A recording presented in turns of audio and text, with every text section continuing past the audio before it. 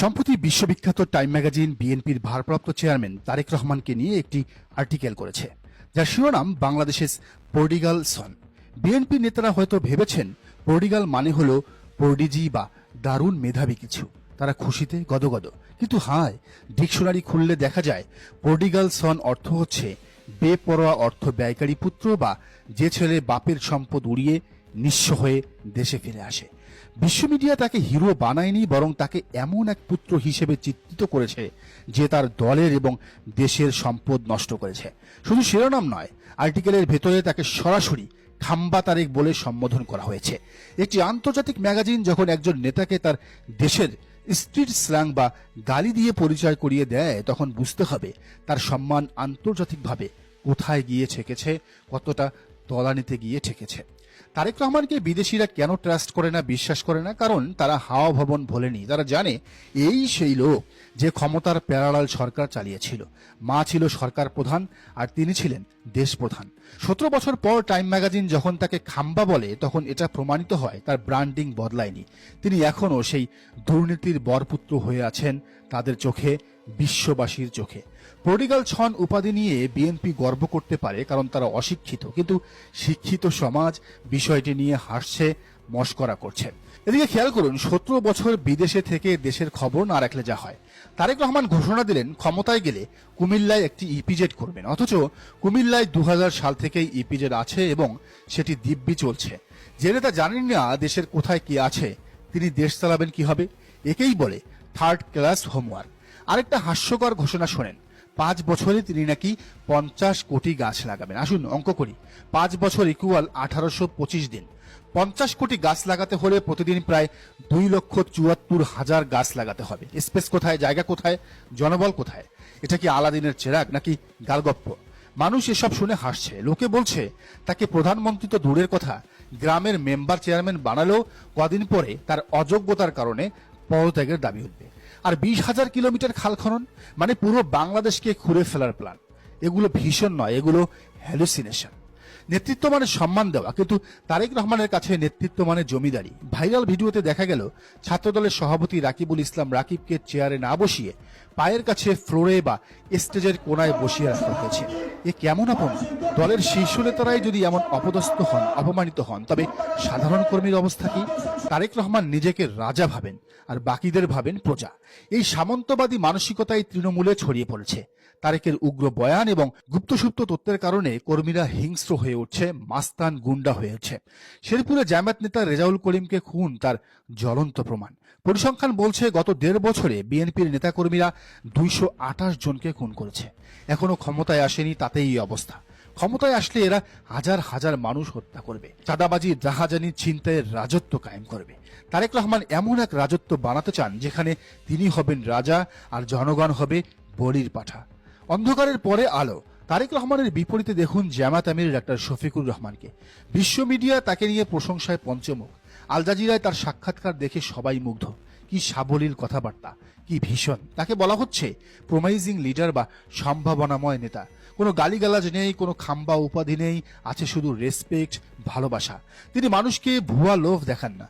BNP বলছে family card দিবে, যা আসলে ভিক্ষাবৃত্তি। আর ডাক্তার শফিক বলছেন আমরা মা বোনদের কর্মসংস্থানের ব্যবস্থা করব, যুবকদের হাতে কাজ দিব। এমনকি তিনি চাঁদাবাজদেরও পুনর্বাসনের কথা বলেছেন। কেমন মহানুভবতা থাকলে একজন নেতা অপরাধীদেরও ভালো হওয়ার সুযোগ দিতে চান। তিনি দুর্নীতির বিরুদ্ধে জেহাদ ঘোষণা করেছেন। নিজের দলের নেতাকর্মীদের সবসময় শান্ত ও সুশৃঙ্খল থাকতে বলেছেন।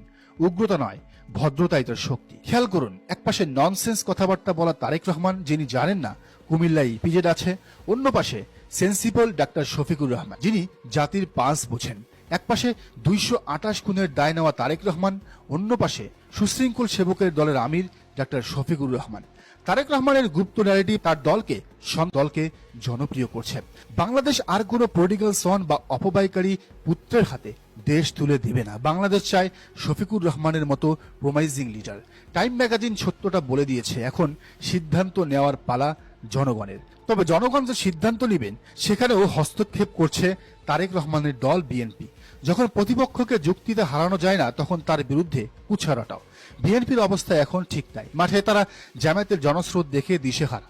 হামলা করেও নারীদের দমাতে পারেনি। তাই এখন তারা বেছে নিয়েছে তাদের সবচেয়ে পুরনো এবং প্রিয় অস্ত্র গুজব। আর দুঃখজনকভাবে দেশের তথাকথিত মূলধারার কিছু গণমাধ্যম এই মিথ্যা প্রচারে তাদের পার্টনার হিসেবে কাজ করছে।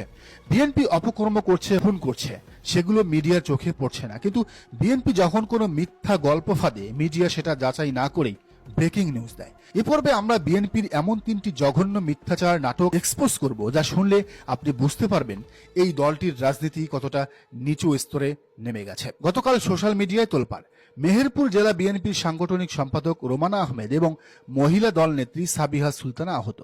বিএনপির পেজগুলো চিৎকার করে প্রচার করলো জামাতি সন্ত্রাসীরা অতর্কিত হামলা চালিয়েছে। মানুষ ধিক্কার দেওয়া শুরু করলো, কিন্তু সত্যটা কি? সত্যটা হলো এটা কোনো হামলাই ছিল না। নির্বাচনী প্রচার প্রচারণা শেষে ফেরার পথে তারা সড়ক দুর্ঘটনার শিকার হয়েছিলেন এবং কুকুরের কামড় খেয়েছিলেন। স্বয়ং বিএনপি নেত্রী রোমানা আহমেদ ফেসবুকে পোস্ট দিয়ে বিষয়টি নিশ্চিত করেছেন। তিনি বলেছেন, না, জামাত আমাদের উপর হামলা করেনি। চিন্তা করুন, নিজেদের নেত্রীর অ্যাক্সিডেন্টকেও, কুত্তার কামড়কেও তারা রাজনৈতিক পণ্য বানিয়ে ফেললো। জামাতকে ভিলেন বানাতে গিয়ে তারা নিজেদের নেত্রীর কষ্টের সাথেও মিথ্যাচার করলো। কতটা নির্লজ্জ হলে এটা সম্ভব?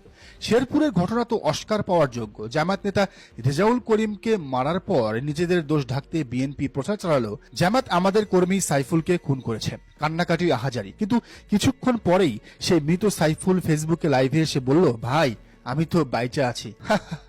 এর চেয়ে বড় কমেডি আর কি হতে পারে? মৃত মানুষ লাইভে চলে আসছে। বিএনপির মিথ্যাচার এখন কমেডি শোকেও হার মানাচ্ছে।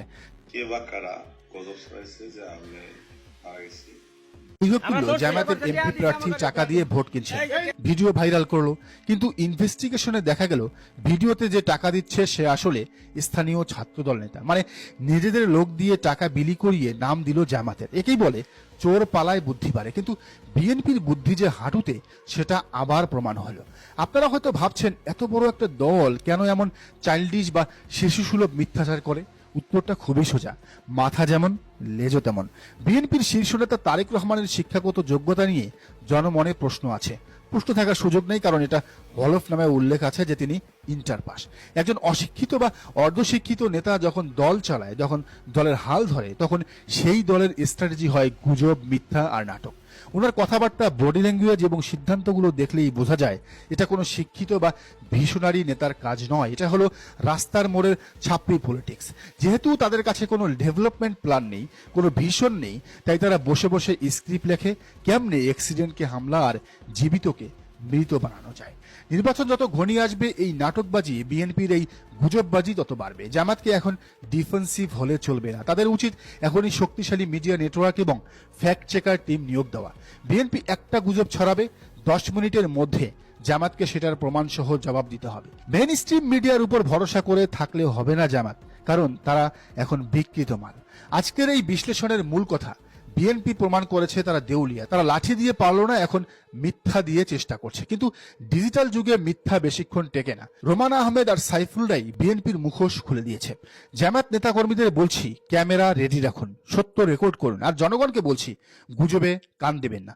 দর্শক, আপনি কি মনে করেন? জানান মন্তব্যের ঘরে।